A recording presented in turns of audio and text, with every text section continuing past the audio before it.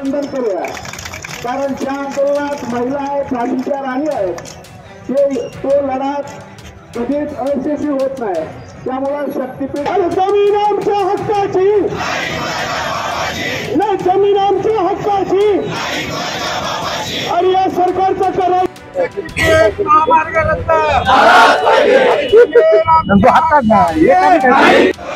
अरे लुटारू सरकारचं करायचं काय?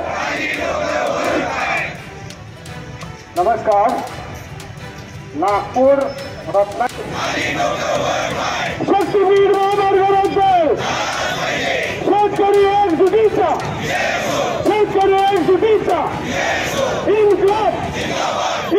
राज्याचे मुख्यमंत्री देवेंद्र फडणवीस यांचा ड्रीम प्रोजेक्ट असणारा नागपूर गोवा शक्तीपीठ महामार्ग, हा महामार्ग जेव्हापासून मंजूर करण्यात आलेला आहे तेव्हापासून गेल्या वर्षभरापासून राज्यातील 12 जिल्ह्यातील शेतकऱ्यांचा याला विरोध आहे।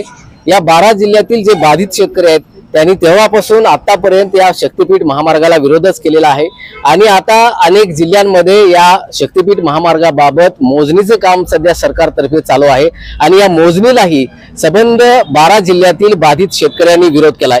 या विरोधाचा एक भाग म्हणून आज या 12 जिल्ह्यामध्ये, महाराष्ट्रातील 12 जिल्ह्यामध्ये रास्ता रोको आणि चक्का जाम आंदोलनाची भूमिका या निमित्तानं शेतकऱ्यांनी घेतलेली होती आणि आज सांगलीमधील अंकली पुलाजवळ जो नागपूर रत्नागिरी मार्ग आहे या महामार्गावर चक्का जाम आंदोलन करण्यात आलेलं आहे। या संबंधात आपल्याशी बोलण्यासाठी या शेतकरी संघटनेचे नेते आपल्या बरोबर आहेत। महेश खराडे, आपण त्यांच्याशी बोलूया। नक्की काय भूमिका राहिलेली आहे, आज कोणत्या भूमिकेने आंदोलन केलं?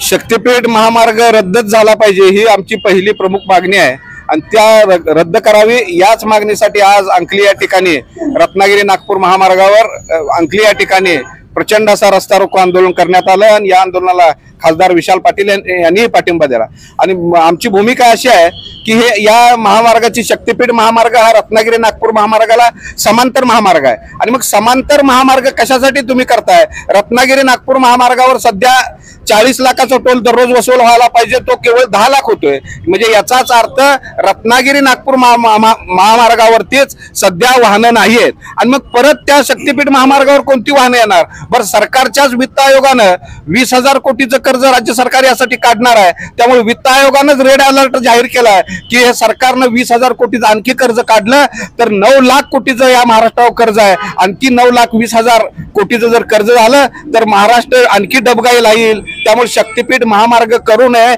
असं महाराष्ट्र सरकारचं अर्थ खातं म्हणतंय, म्हणजे महाराष्ट्र सरकारचं अर्थ खातं सांगतंय, राज्यातला शेतकरी सांगतोय। म्हणजे राज्यातला शेतकरी आणि अर्थ खातं जर सांगत असेल तर केवळ तुमचं स्वप्न म्हणून आम्ही उद्ध्वस्त व्हायचं? आम्ही पिढ्यानपिढ्या जपलेली जमीन आमची काळी आहे तुम्हाला द्यायची आणि ती फुकट कवडीमोल किमतीनं ती आम्हाला हजारो वर्ष जगवणार आहे, त्याचा कुठंच तुम्ही मोबदल्याचा विचार करत नाही। म्हणजे मोबदल्याचा विचार करत नाही, कवडीमोल किमतीनं आम्हाला उद्ध्वस्त करून केवळ ठेकेदारांना जगवायसाठी, आमदार खासदारांना जगवायसाठी जर तुम्ही हे करत असाल तर हे आम्ही यापुढच्या काळात चालू देणार नाही। आज आम्ही सनदशीर मार्गाने आंदोलन केलेलं आहे, पण यापुढच्या काळात हातात बंदुका घ्याव्या लागल्या, नक्षलवादी व्हावं लागलं तरी चालेल, पण हा रस्ता आम्ही कोणत्याही परिस्थितीत होऊ देणार नाही। अशीच भूमिका माझ्या जिल्ह्यातल्या सगळ्या शेतकऱ्यांच्या बरोबर आहे। शेतकरी भावांनो, शक्तीपीठ महामार्ग रद्द, शेतकरी एकजुटीचा। आपल्या बरोबर आणखी मनेराजुरी हे जे गाव आहे, मनेराजुरी आणि भोसलेनगर, या दोन्ही गावांमधील जास्तीत जास्त खूप प्रमाणात शेकडो एकर जमीन या शक्तीपीठ महामार्गामध्ये जाणार आहे आणि त्या संबंधात बोलण्यासाठी आपल्याकडे प्रभाकर तोडकर आहेत। आता जे जतचे आमदार आहेत गोपीचंद पडळकर, त्यांनी असं म्हटलेलं आहे की सांगली जिल्ह्यामध्ये शेतकऱ्यांचा या शक्तीपीठाला विरोध नाही, याबद्दल तुमची भूमिका काय? खरं तर हा शक्तीपीठ महामार्ग या शेतकऱ्याला उद्ध्वस्त करून या राज्याचा, देशाचा विकास करू वाटलेला हा एक अतिशय विकृत डोक्यातून आलेला हा प्रयोग म्हटलं तर काय वावगं ठरणार नाही।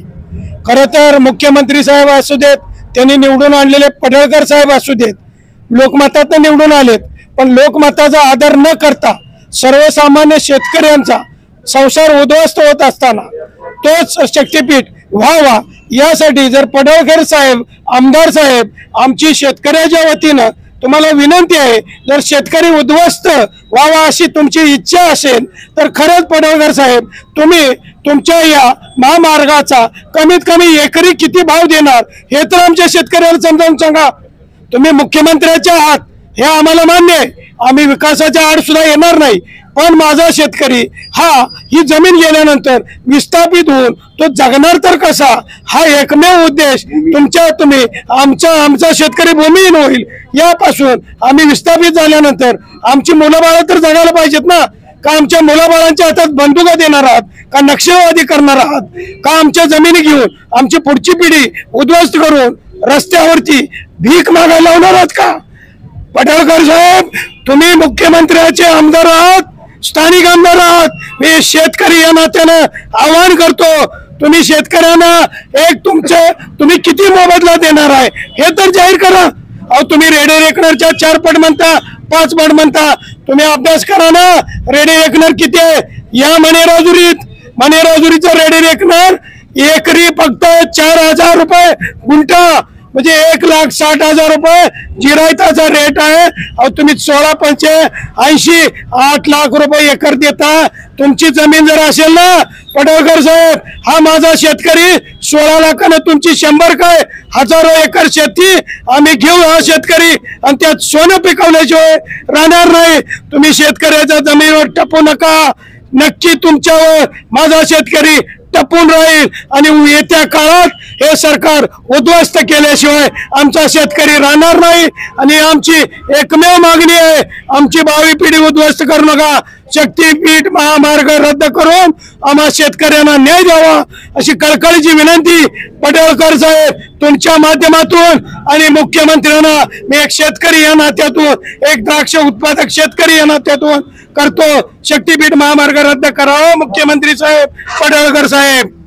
आपल्याबरोबर खरं तर हा शक्तीपीठ महामार्ग जो जातोय तो नदी पट्ट्यातून किंवा पूर पट्ट्यातूनही जातोय, आणि या निमित्तानं जो महामार्ग तयार झाल्यानंतर जो भराव पडणार आहे त्यामुळे हा जो पूरपट्टा आहे सांगली आणि आसपासच्या गावांमधला नदी काठावरचा त्यालाही खूप मोठ्या प्रमाणात धोका पोहोचणार आहे. आणि हे जे पुराचं पाणी आहे ते महिनोन्महिने या ठिकाणी साचून राहणार आहे, त्यामुळेही मोठ्या प्रमाणात लोकांचं नुकसान होणार आहे, शेतकऱ्यांचं नुकसान होणार आहे. या संदर्भात बोलण्यासाठी या पूरपट्ट्यातील काही शेतकरी आहेत. नक्की या महामार्गाचा काय परिणाम आपल्या गावांवर होईल? शक्तीपीठ रस्ते आता 2005, 2019, 2021, 2022 अत्यंत प्रचंड मोठ्या प्रमाणात महापूर आलेला होता. सांगलीत पाणी, सांगलीवाडी गाव तर पूर्ण पाण्यात बुडलेलं होतं. पद्माळगाव, मौजी डिग्रज, कसबी डिग्रज, आमच्या कर्नाळमध्ये पाणी आलेलं होतं. आणि ह्या जमिनीतनं जर रस्ता गेला तर ही पूर्ण गाव आहे ती जलमय, आणि पूर्ण ह्याच्या गावाचं पुनर्वसन करावं लागेल. एकही घर तिथे राहणार नाही, सगळी पडून जाणार घरं. आणि राहिला तो शेतीचा प्रश्न, जर का पूरपट्ट्यातनं जर ही रस्ता जर गेला तर ह्या 6-6 महिने ह्या रस्त्या साईडला जी पाणी साठून राहणार आहे त्यातून पाणी हलणार नाही. शेतकऱ्यांचं जी जमीन गेली ते नुकसान झालं वेगळंच, आणि ज्यांची जमीन राहिल्या त्यांची जमीन जे पाण्यामुळे पिका होणार नाही, अनपीक होणार ते, तर त्याचं कोण त्याला हे करणार, त्याचं कोण त्याची भरपाई देणार.